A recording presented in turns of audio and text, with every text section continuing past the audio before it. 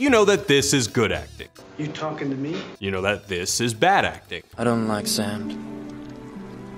It's coarse and rough and irritating. Good. I have doubts.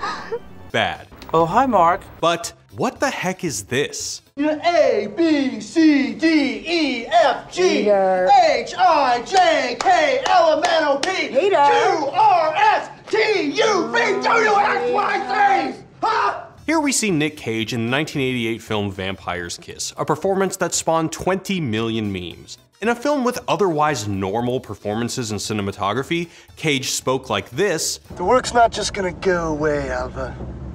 It never just goes away.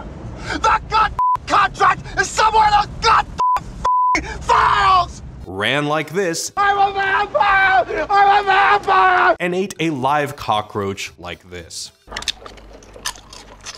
By the way, we just covered this insanely kinda awesome movie on our movie podcast, Show Me the Meaning. We're actually doing a full month of Nicolas Cage films, so check out the links in the description to join us on this journey into the cagey abyss. Movies like Vampire's Kiss provide some clue as to why Nick Cage's acting career is one of the most disputed of any leading Hollywood star. The tortures of the damned! Some people love the guy. Ethan Hawke calls him the only actor to evolve the craft since Marlon Brando, while David Lynch dubbed him the jazz musician of acting.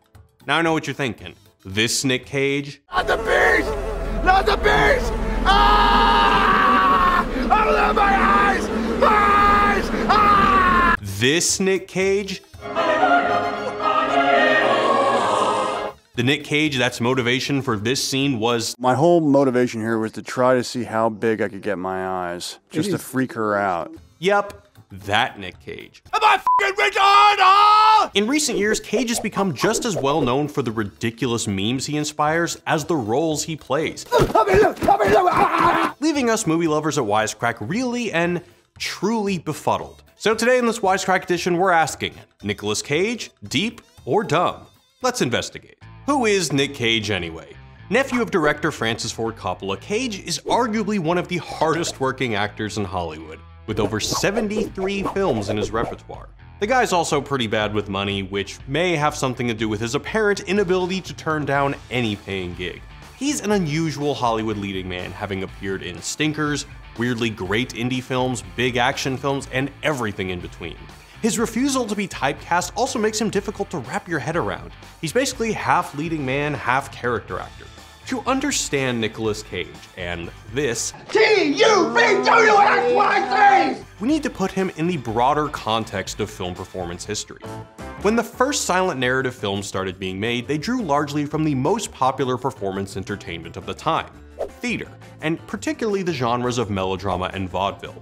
Both forms called for large, sweeping gestures that could be as easily understood in the balcony as in the front row. This tradition was coupled with the limitations of the silent film genre, which had zero verbal communication other than this fancy typeset. Actors had only their faces and their bodies to work with.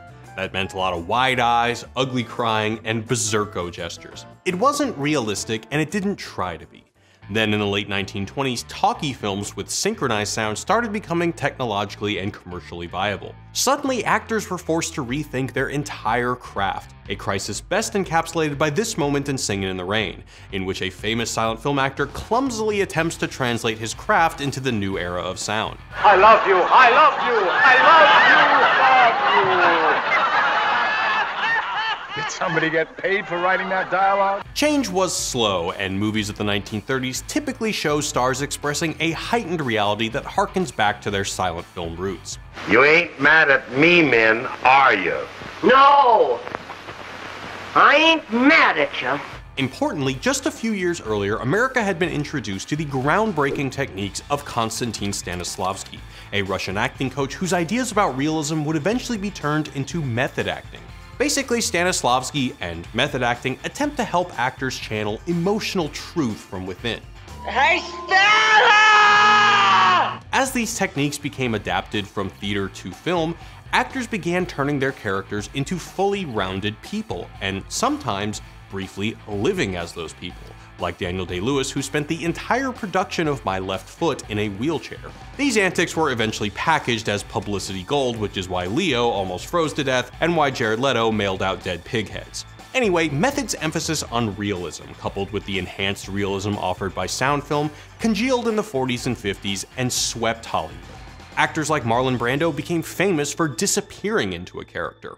While there have certainly been ripples of other directing and acting styles, such as the dementedly over-the-top campy performances seen in John Waters' films, someone will pay with their life for this grossly offensive act! Mama, nobody sends you a turd and expects to live. Nobody! There's remained an overwhelming emphasis on realism as the goal of acting for film. We typically award Oscars to actors who have disappeared into their roles, frequently while portraying real people. Which is all well and good, except when we become dogmatic about it.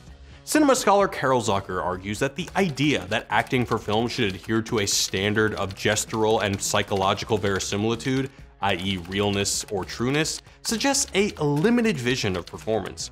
Basically, what if the dominance of realism in acting has left us with a narrow vision of what acting can be? Is the reason Nick Cage performances look so weird because he falls outside this view? That's the persuasive argument made by author Lindsay Gibb in National Treasure, her book-long love letter to the actor.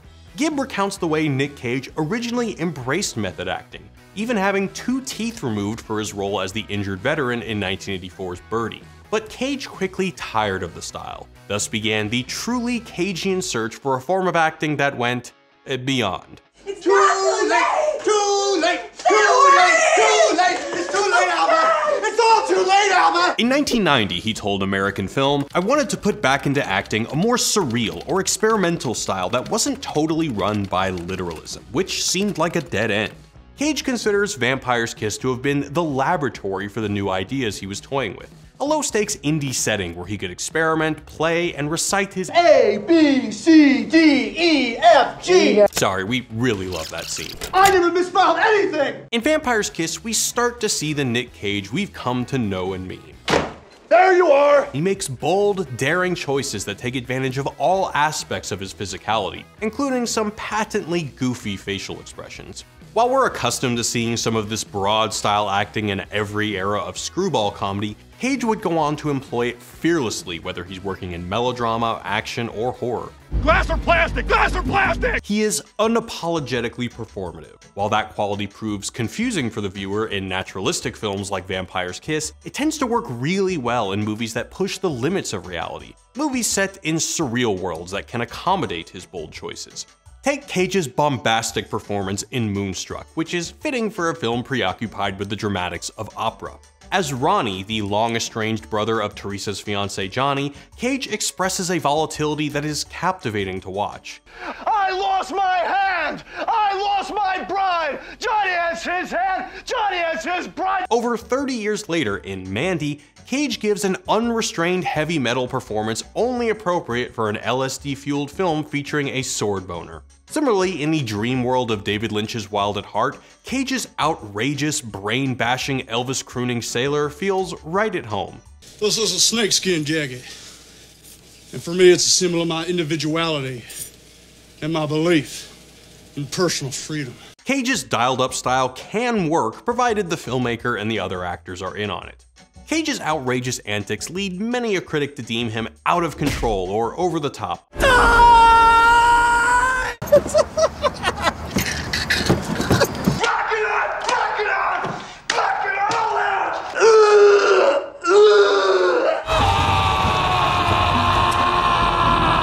But understanding how he approaches his craft kinda changes everything. Cage is incredibly thoughtful and incredibly well-versed in the craft of acting. Some of his most famously ridiculous moments are planned out, move by move by move.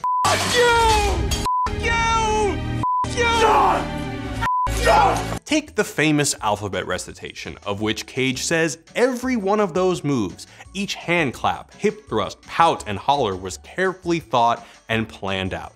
At other times, Cage takes inspiration from kabuki, a Japanese avant-garde performance art that combines acting, dancing, and singing, with extreme stylization. That's probably where Cage's tendency to ad-lib made-up lyrics comes from, best seen in this drunken interlude in Leaving Las Vegas. Like the cling clang king of the rim ram room. Gibb argues that what Cage calls his Western kabuki style and its appreciation for the hyper-performative is the reason he tends to adopt a different voice for every character he plays. I said, put the bunny back in the box. For his own part, Cage says his vocal experimentation has been an attempt to use his voice in an almost heavy metal or operatic or baroque way. Have you ever been dragged to the sidewalk and beat until you pissed blood? Indeed, it doesn't get more heavy metal than his screaming scenes in Mandy.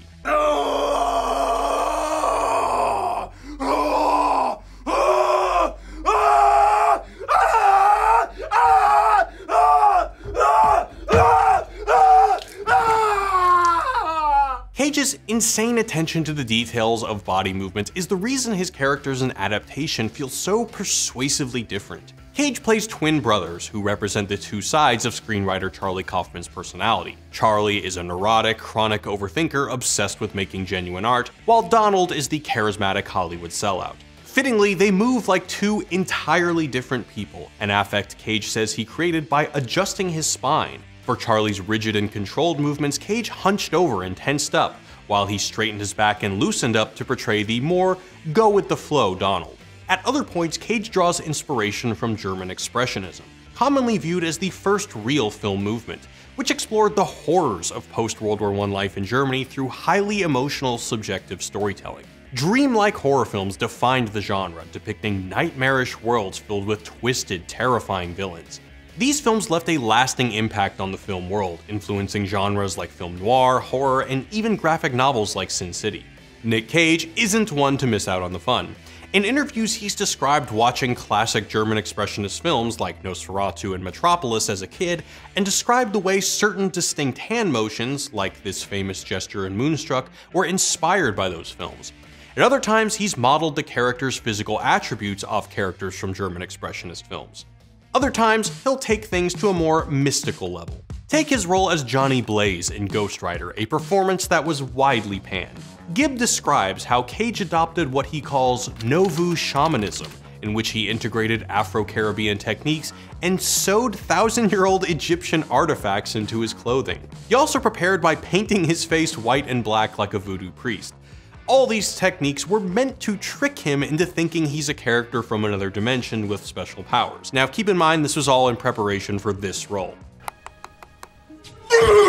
Rather than phoning in his superhero turn, Cage decided to push the boundaries of what is comfortable. For his Oscar-winning performance in Leaving Las Vegas, Cage studied cinema's most convincing alcoholics and even hired a drunk actor to hang out with him in his trailer.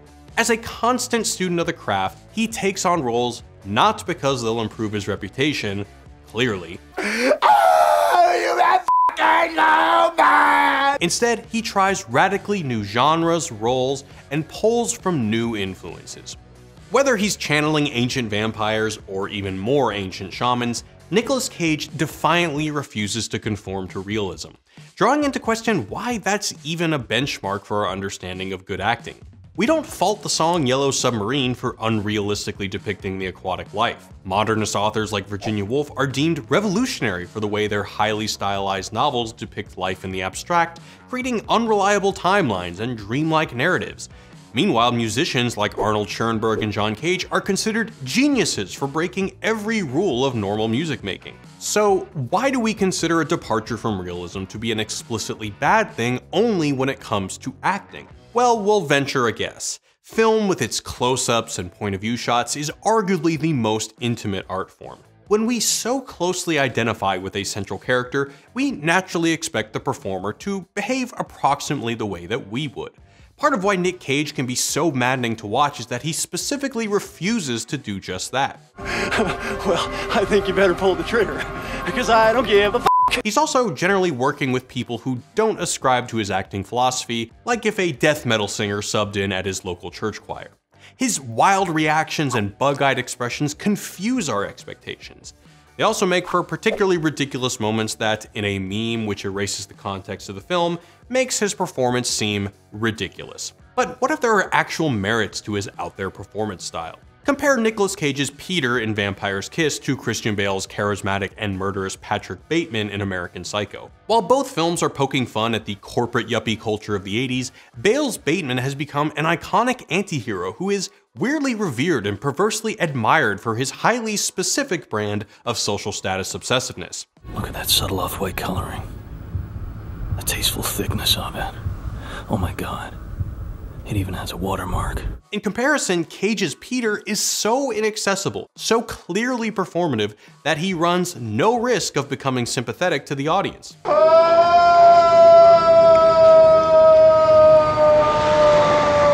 Still, there's a reason we're talking about Nick Cage and not, say, Chris Pratt's acting style. It's compelling, it's different, it's controversial, and ultimately, it's subjective. You have every right to consider this ridiculous, or to consider it totally awesome. Either way, we'd argue that with a few more Nick Cages, Hollywood might just be a lot more interesting. You don't have to be president of your local Nick Cage fan club to construe value in what he's doing. In fact, you can straight up find him absurd. No matter what, you gotta admit, he's pretty interesting. So, what do you think? Is Nick Cage deep or dumb? Let us know what you think in the comments. Well, it could prove to be useful information. Maybe!